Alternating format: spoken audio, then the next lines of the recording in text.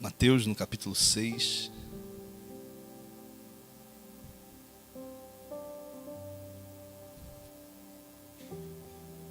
Posso ir? Vai dizer assim, portanto, versículo 9, perdão. Achamos? 9?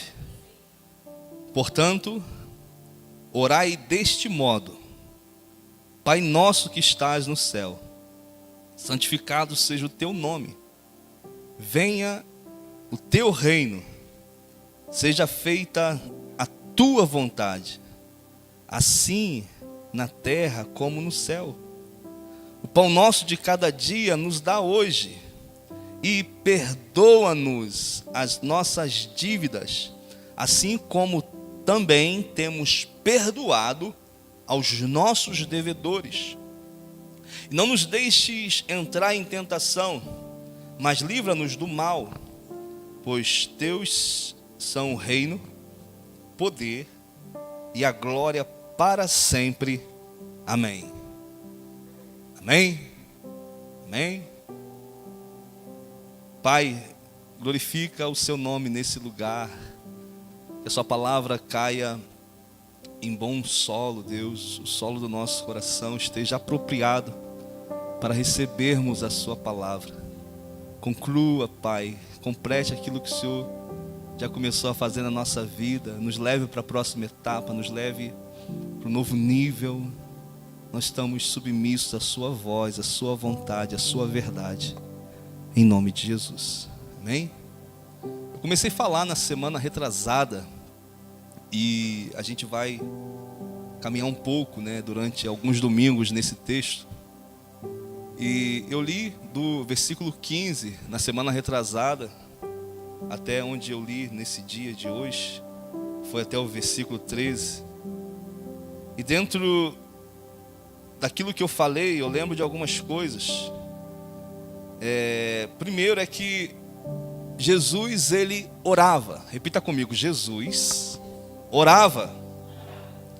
Jesus, ele se sujeita à forma humana, ele se sujeita à nossa natureza, e ele é perfeito em todas as coisas, ele não peca, ele corresponde com a vontade do Pai, ele corresponde a todo tempo em obediência, e pela sua reverente submissão, ele é ouvido pelo Pai. Hebreus fala sobre isso. Mas mesmo assim, ele nos ensina uma das coisas que nós como igreja nunca poderíamos falhar, porque ele não ensinou os discípulos a pregar, ele não ensinou os discípulos a ressuscitar mortos, ele não ensinou os discípulos a expulsar demônios. Olha, vocês vão lá, faça isso assim, chama pelo nome, chama a entidade principal, expulsa. Ele não ensinou nada disso, mas ele ensinou uma coisa, ele ensinou os discípulos a orarem. E a intenção de Jesus é que a oração fosse algo para os seus discípulos.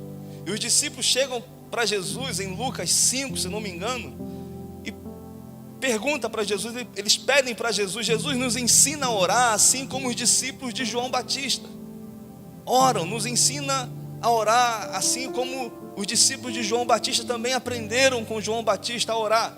Porque a oração de um mestre, a oração de um professor, um discipulador naquele tempo, que haviam vários, pessoas que se levantavam e começavam a ensinar a respeito da palavra de Deus, a respeito do Antigo Testamento.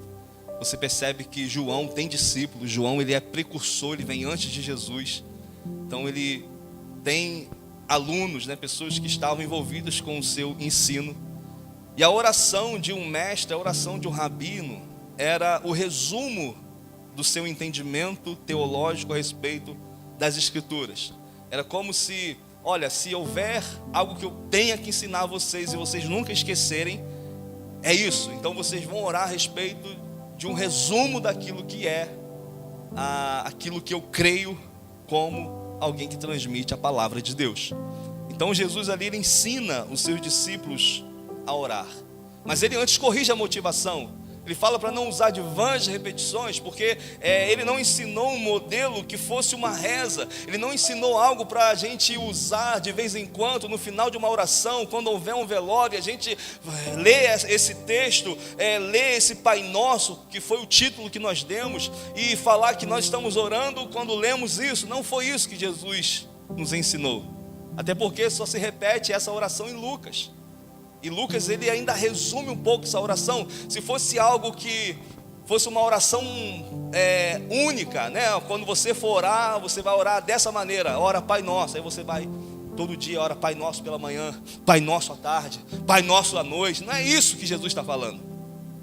Porque Jesus, ele quer nos conduzir a um relacionamento com o Pai. Agora imagina você todo dia chegando para o seu pai falando a mesma coisa. Não faz sentido. Então não é isso que Jesus está ensinando. Uma oração para a gente fazer igual está aqui literalmente. E essa é a oração que Jesus nos ensinou. Não. Ele está dando um modelo. Ele está dando alguns princípios para que a gente possa caminhar. E tirando o nosso coração de toda vaidade, de toda vontade de ser reconhecido pelos homens, porque os fariseus, os saduceus, os religiosos da época já faziam isso, faziam longas orações nas praças, a fim de serem vistos pelos homens, e eles recebiam a sua recompensa, o seu galardão, que era a glória dos homens, os elogios dos homens. Jesus falou: não façam assim, mas quando vocês orarem, entra no seu quarto,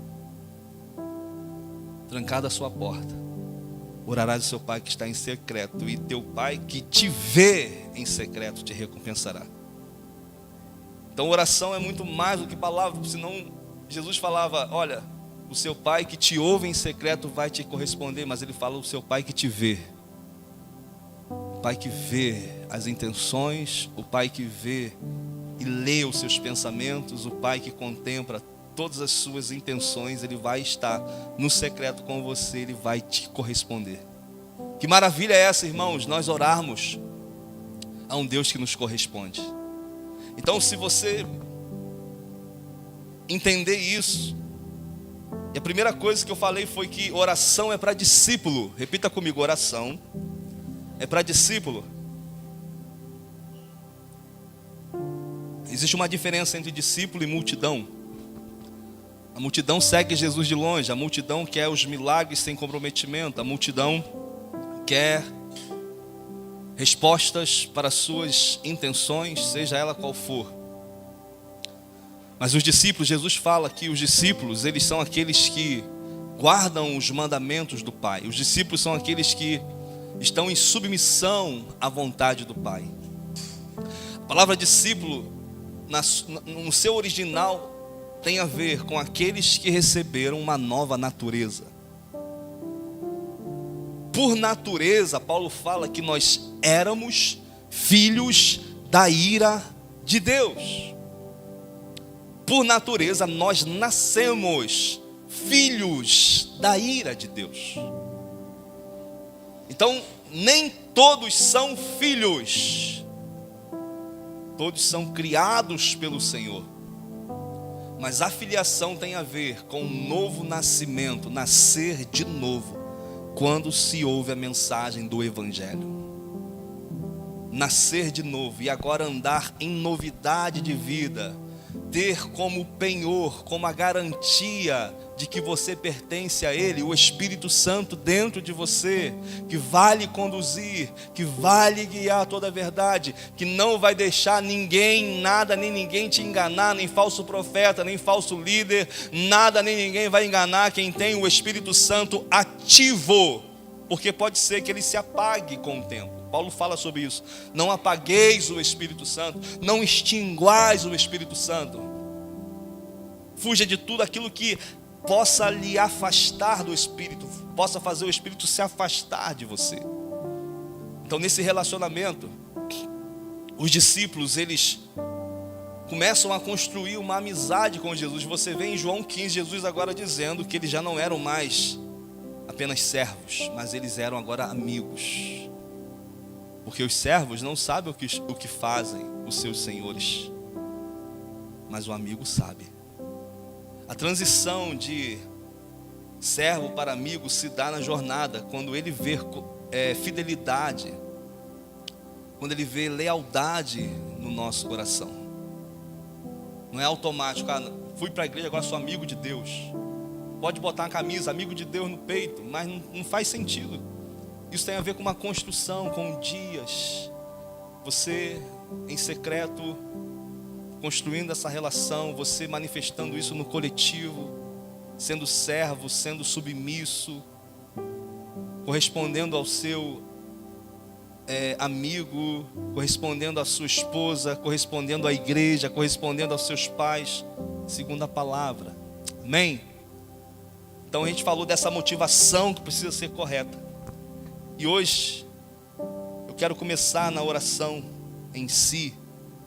Aí Jesus fala, olha, corrija as motivações de vocês. Quando vocês orarem, ora dessa maneira. Aí ele vai falar, agora vocês façam assim. Quando vocês orarem, vocês digam isso: Pai nosso, que estás no céu. Então você vê que a primeira coisa que Jesus ele faz é revelar um Pai. A paternidade de Deus é uma das centralidades do Novo Testamento, da Nova Aliança.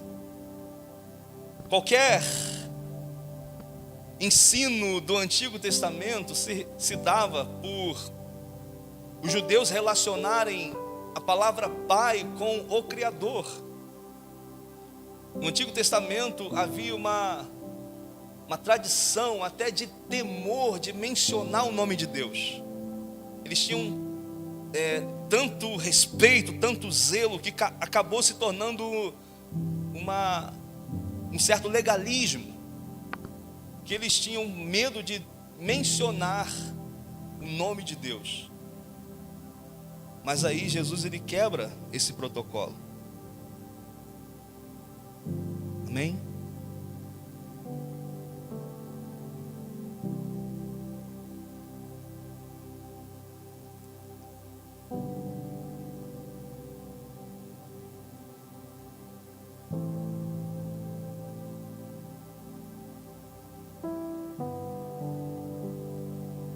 Essa palavra Pai,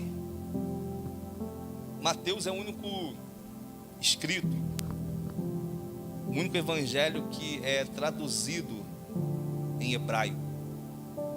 E a palavra Abba, ela permanece como a tradição daquele tempo, que era a palavra paizinho. Era como o balbuciar de uma criança. Uma criança ingênua que talvez não reconhecesse, não compreendesse a fala do pai, não compreendesse todas as coisas que seu pai fosse lhe dizer, ou todas as expressões de afeto, mas de alguma maneira ele conseguia corresponder, identificar a natureza de pai, porque o nome no Antigo Testamento está muito ligado a quem as pessoas eram. Por isso que nenhum nome era colocado de uma forma sem antes entender o porquê daquele nome. E Deus, em alguns momentos, ele muda até o nome de pessoas, a fim de começar uma nova etapa, a fim de começar algo novo na vida de alguém. Jacó, por exemplo, foi transformado em Israel. Como príncipe, ele luta com Deus. Então, o nome está muito ligado com quem as pessoas eram. E quando Jesus fala Abba, ele está nos aproximando de uma forma mais relacional desse Deus que está no trono. E ele fala que esse Pai nosso que estás no céu, ou seja, ele habita em luz inacessível. Para o homem, carnalmente falando, é inacessível nós chegarmos diante de Deus. É impossível ver a face de Deus e não morrer, não ser consumido. Mas Paulo fala que nós contemplamos a face de Deus como por um espelho. O espelho da época não era igual o nosso espelho de hoje, né? Você consegue ver os detalhes. Não, mas era como um bronze polido, algo redondo, que você conseguia ver meio embaçado, vamos dizer assim, não de uma forma nítida. Hoje, nós ainda contemplamos Deus como por um espelho.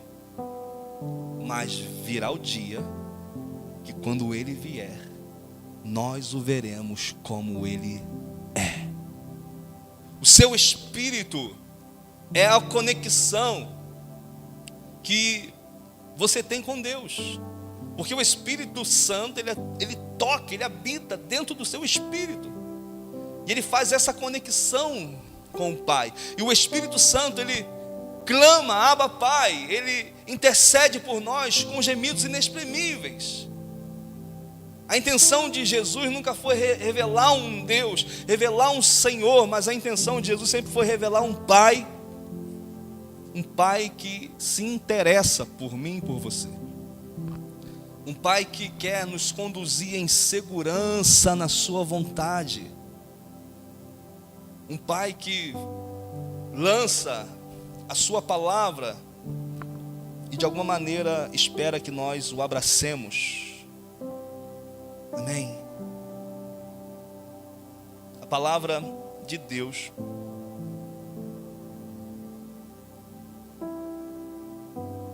ela vai dizer que esse Pai está sempre perto, está sempre disposto, sempre disponível para o seu filho.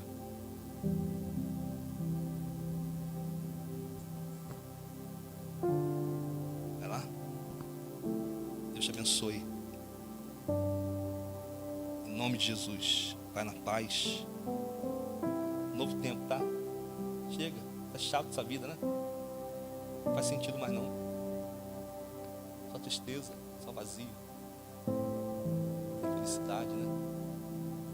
Tem que beber para ser feliz, né? Mas Deus quer te transformar, meu irmão. Vai lá então, tá doendo, né?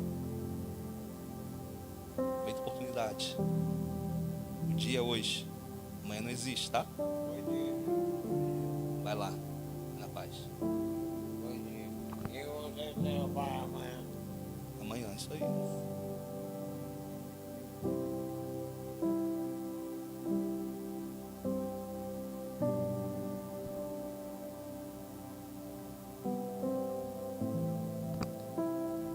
A paternidade de Deus a respeito de Israel, ela era claramente reconhecida no Antigo Testamento. Em Deuteronômio 32:6 fala assim: é assim que atribuem ao Senhor povo insensato e ignorante? Não é Ele o Pai de vocês, o Criador que os formou? Salmos 103, 13, 14 também fala: como um pai tem compaixão de seus filhos, assim o Senhor tem compaixão dos que o temem, pois Ele sabe do que somos formados e lembra-se de que nós somos pó. Então a ideia aqui era que Deus sempre tratou o seu povo, Israel, o povo escolhido de Deus, como filhos. Jeremias 31:9: voltarão com choro, mas eu conduzirei em meio a consolações, e eu os conduzirei às correntes de águas, por um caminho plano, onde não tropeçarão, porque sou pai para Israel, e Efraim é o meu filho mais velho. A ideia de Deus está sempre fixa no Antigo Testamento, e aparece essa palavra pai usada 1.200 vezes, mas só apenas 14 vezes se referindo a Deus. Todavia, as 14 vezes que é apresentado no Antigo Testamento tem a ver em apresentar Deus como Criador, apresentar Deus como um Senhor. Você entende isso? A religião daquele tempo, quando Jesus vem, eles estão tão acostumados a apresentar sacrifício a um Deus, eles estão tão acostumados a sacrificar a Deus, que eles não entendem o que é relação. E havia os povos, né, que cercavam Israel, que já tinham o costume de chamar os seus deuses de pai. Mas Israel ainda via Deus apenas como um Senhor, apesar de chamá-lo de Pai, não no sentido mais íntimo possível ou no sentido familiar. Por isso que quando Jesus ele fala Pai Nosso, ele está chocando a tradição, ele está chocando a religião. Ele não está fazendo isso por apenas se destacar na sua mensagem, mas ele fazia isso porque ele tinha relacionamento com o Pai. Ele dizia: eu só faço o que vejo meu Pai fazendo. Ele sabia o que era a vontade do Pai, e com 12 anos ele está no templo, administrando as Escrituras, e falando que está cuidando das coisas, dos negócios do Pai. E aqueles homens que estavam no templo tanto tempo, ficaram impressionados com o conhecimento, porque Jesus, ele sabia de quem ele estava falando. Jesus já era, antes de nascer, ele já existia. Ele fala: Pai, me dá a glória que eu tinha no começo, em João 17. Agora ele encarna, o Cristo de Deus encarna num homem chamado Jesus. E agora ele passa aos 30 anos, a idade que os sacerdotes assumiam para ministrar no templo, é a idade que Jesus assume o seu ministério. Agora, o que será que ele passa fazendo durante esses 30 anos, meu irmão? Há muitas especulações a respeito disso, mas de uma coisa eu tenho certeza: que ele conhecia as Escrituras. Ele conhecia sobre ele na palavra. Ele sabia do que diziam a respeito dele. Ele sabia o que era a vontade do Pai para ele. E quando Jesus diz Abba, Paizinho, ele nos introduz numa nova realidade, porque ele fala Pai Nosso, Paizinho Nosso, meu papai nosso. Ou seja, tem uma família. Os discípulos agora estavam orando e deveriam orar com adoração a um Pai, com reverência a um Pai, que não era só Pai deles, mas que seria Pai de muitos filhos, Pai de pessoas que iriam se render ao propósito de Deus ao crer em Jesus Cristo, pois todos quantos creram em Jesus Cristo, deu-lhes o poder de serem feitos filhos de Deus. Somos filhos por adoção, entramos na família de Deus por causa da obra de Cristo. Não foi os meus méritos, não foram os meus méritos, não foram as minhas qualificações religiosas, não foram os meus sacrifícios que me deu acesso a esse Pai, mas foi o sacrifício perfeito de Cristo, foi o mérito perfeito de Cristo na cruz, que me deu a possibilidade de hoje ser filho dele e de pertencer a uma família.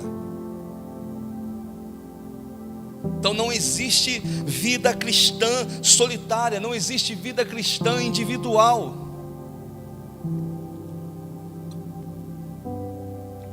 Eu vi uma artista, uma celebridade entre aspas, né? Falando que é cristã, mas não vai à igreja.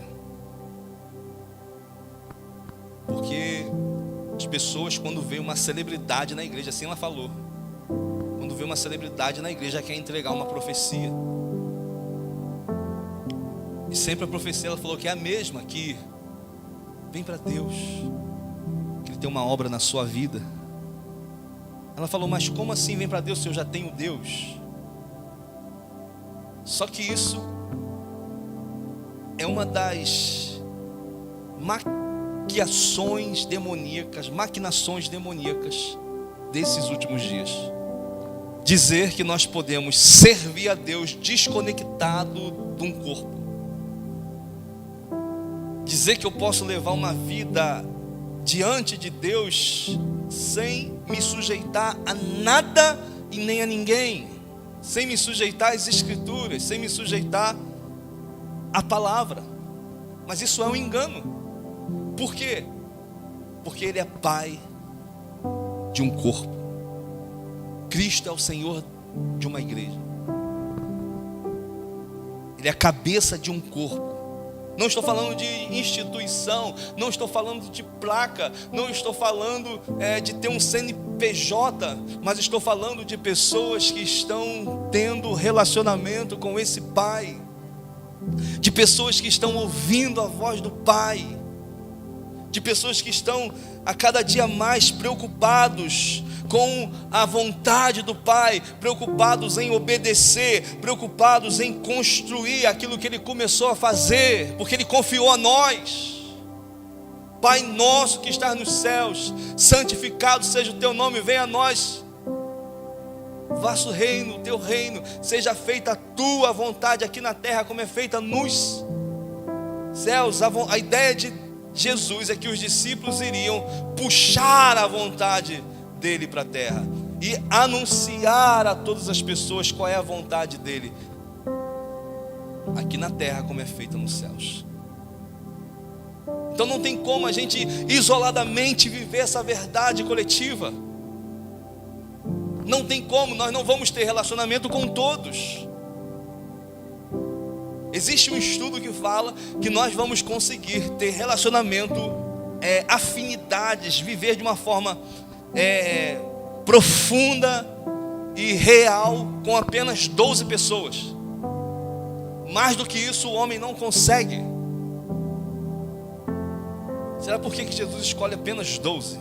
Podia escolher 15, podia escolher 20, podia escolher logo um bondão de 50 discípulos. Mas não, Ele escolhe 12 porque nós vamos conseguir nos relacionar bem com poucos, mas que sejam relacionamentos de aliança, que sejam relacionamentos que tragam a imagem de Deus, que tragam profundidade, que tragam vida de Deus, porque a palavra de Deus na boca do irmão é mais poderosa do que a palavra isolada no meu coração. Porque se eu tenho uma palavra e não anuncio, essa palavra serve para mim, mas não serve para o outro. Agora, se eu recebi uma palavra que está aqui, está agarrada, e eu compartilho essa palavra que está em mim, está trazendo vida para você também. Então a palavra na boca do irmão faz sentido para mim. Então a comunidade, a nova família de Deus, a família espiritual, tem a ver com essas pessoas que estão aliançadas, conectadas, e juntos estão dizendo: Pai nosso. Se Ele é Pai nosso, o pão também é nosso. Qualquer um pode orar a Deus, mas só um filho ora ao Pai. Só um discípulo quer aprender a orar. Qual a diferença entre aqueles que tentam, construir uma vida de oração? Talvez você não vai conseguir orar todo dia, talvez você não vai conseguir orar com tanta frequência, mas se você está perseguindo isso, meu irmão, isso é um sinal que você é um discípulo. Ah, mas a minha vida de oração não existe, Luciano. Eu só oro na igreja, eu só oro. Então talvez seja porque você não é discípulo. Porque o discípulo precisa corresponder com o seu Senhor.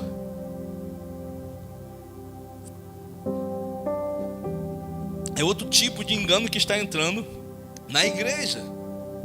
É que se Deus me elegeu, eu vou ser salvo para sempre. Então vai chegar um dia que Ele vai pegar e vai jogar em mim uma vontade para orar. Olha, hoje eu vou querer que o André ore, então toma vontade para orar aí. Não, mas eu entendo. Ele falou: quando vocês orarem, entra no quarto. Ou seja, ele tinha ideia, os meus discípulos vão orar todo dia, porque eles oram pelo pão nosso de cada dia.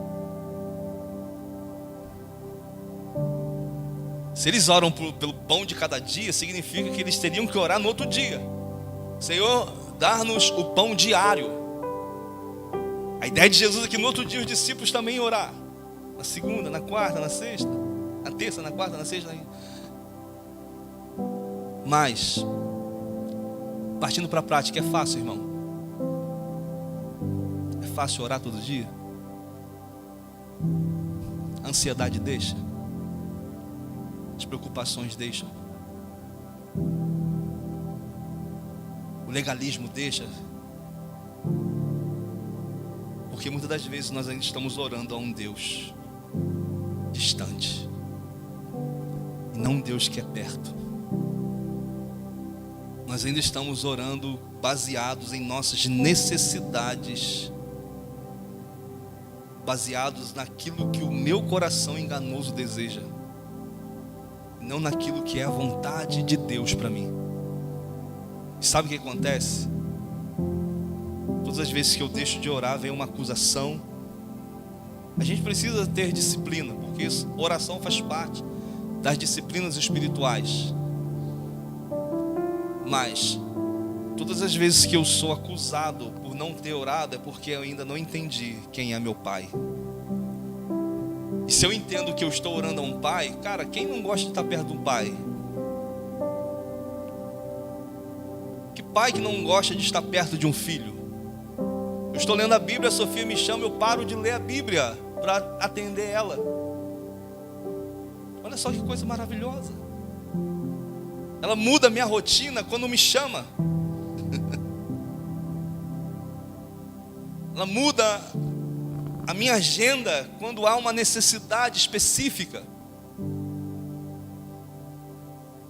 Então, se nós que somos maus sabemos dar boas dádivas aos nossos filhos, quanto mais o Pai vos dará o Espírito Santo.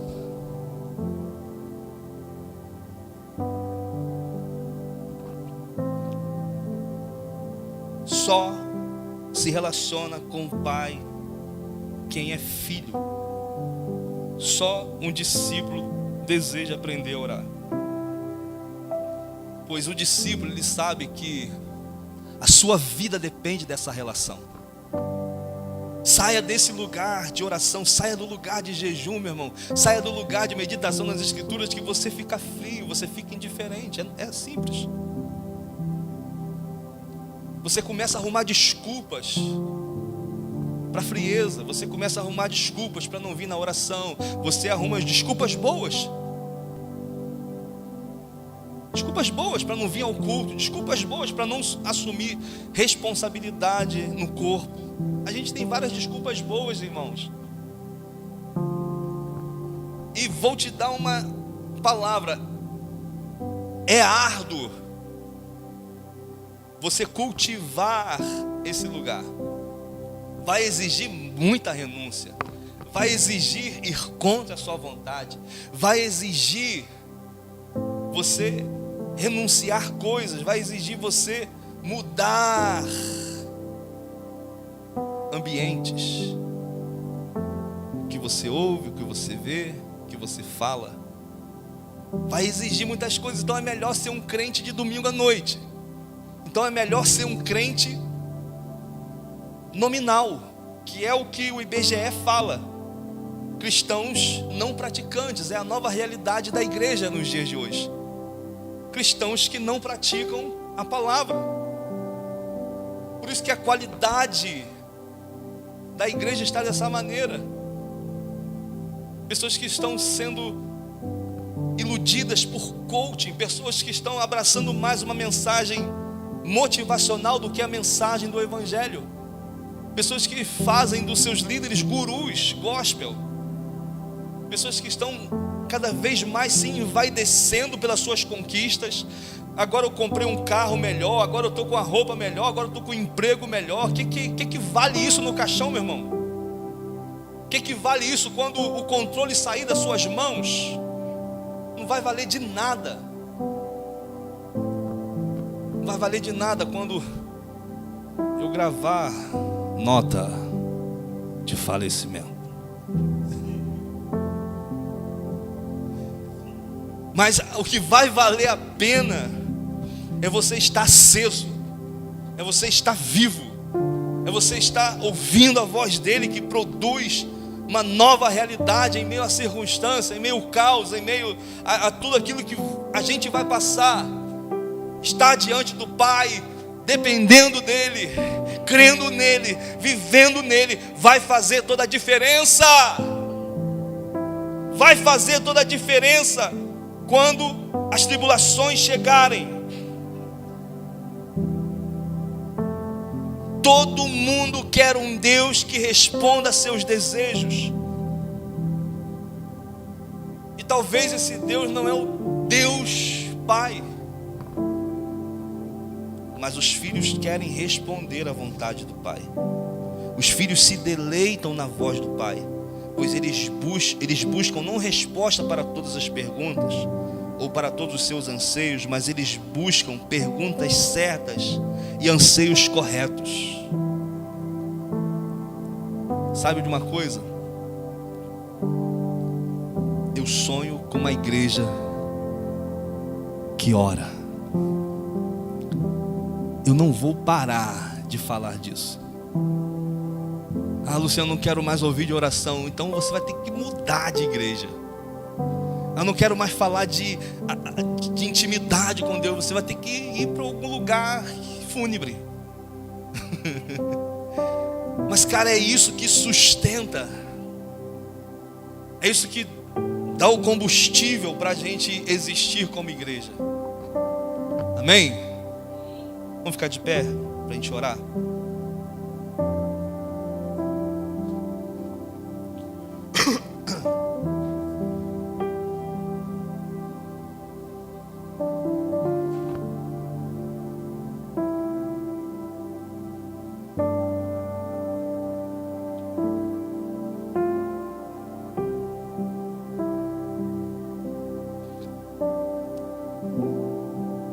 Pai, nós nos rendemos à sua vontade. A sua vontade é boa, agradável e perfeita. Nós não sabemos de nada. Nós não temos o domínio de nada, mas o Senhor tem o domínio de todas as coisas. Quantas vezes nossas vontades nos afastaram de Ti, Senhor? Quantas vezes o mundo continua ditando as regras da nossa relação com o Senhor? E nós estamos nos preocupando com coisas, com desejos, enquanto Ele quer trazer o anseio no coração dos seus discípulos, o anseio pelo Pai que se relaciona. O exemplo de pai não é o pai paterno, o pai natural que você teve, por mais bom que ele tenha sido, ou por mais pior que ele tenha sido. Em algum momento ele falhou comigo, ele falhou com você. A nossa referência de pai nunca será o homem, apesar de que o homem pode transmitir Deus para os filhos quando ele está em conexão, mas ainda assim ele vai errar, ainda assim ele vai falhar. Mas a nossa referência de pai é o Abba, é o paizinho, é o Deus amoroso que prova o seu amor entregando o seu único filho. É o Deus amoroso que prova o seu amor fazendo com que o seu único filho passasse por morte de cruz, a morte dos indignos, a morte dos condenados, dos ladrões, dos salteadores. Só essa classe morria na cruz. Mas quando Jesus está na cruz, Ele está assumindo a minha culpa e a sua culpa, e Ele está também recebendo a ira de Deus que estava destinada a nós, que éramos filhos da ira, que não tínhamos convicção de que Deus era o nosso Senhor, que não tínhamos convicção de que havia um Deus que nos exige obediência, que exige se relacionar conosco por obediência. E nós estávamos seguindo o curso desse mundo, seguindo as vaidades do nosso coração, seguindo cada vez mais os nossos desejos e paixões, até que a verdade se manifestou através de Cristo. Ele aplaca a ira de Deus que vinha contra nós. E a Bíblia fala em Isaías 53, o castigo que nos traz a paz estava sobre ele. O que nos trouxe a paz, ou seja, o que trouxe a paz para os condenados, o que trouxe a paz para aqueles que mereciam a punição, foi a obra de um justo que não merecia nada do que sofreu, que não merecia nada do que passou, mas passou para abrir o caminho, para abrir o acesso, para nos reconciliar com o Pai de amor. Um Pai que dá vida, um Pai que dá satisfação, um Pai que nos faz plenos, satisfeitos, um Pai que nos dá alegria, que nos dá amor que nós não temos, perdão que nós não temos. O Evangelho é isso, toda a plenitude de Deus está contida em Cristo. Cristo é suficiente para a sua vida. O mundo vai dizer não, o suficiente para a sua vida é ter poupança, o suficiente na sua vida é ter milhões, é ter isso ou aquilo, mas não, Cristo é suficiente para a igreja. Aleluia! Aleluia! Ele é suficiente para nós. E nós entregamos nossa vida a Jesus. Nós entregamos quem nós somos. Nós entregamos tudo o que nós temos, Jesus. Nada faz sentido sem Ti. Nada faz sentido sem a Tua presença.